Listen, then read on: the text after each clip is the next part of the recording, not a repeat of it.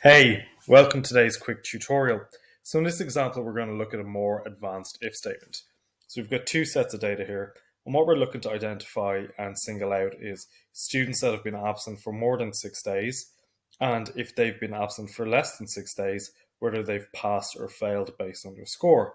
So for this advanced if statement, what we're going to do is we're going to go if, and then we're going to go D3 is more than 5.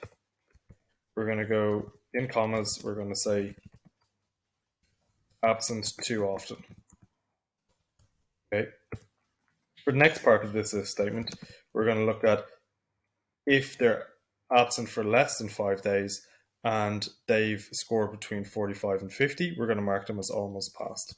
So if and then we're going to say D3 is more than or equal to 45 and D3 is less than 50, we're going to say that these students almost passed.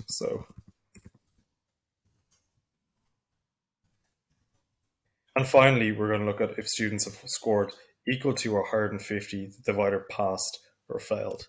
If D3 is more than or equal to 50, in quotes, we're going to do passed. We can leave them as caps.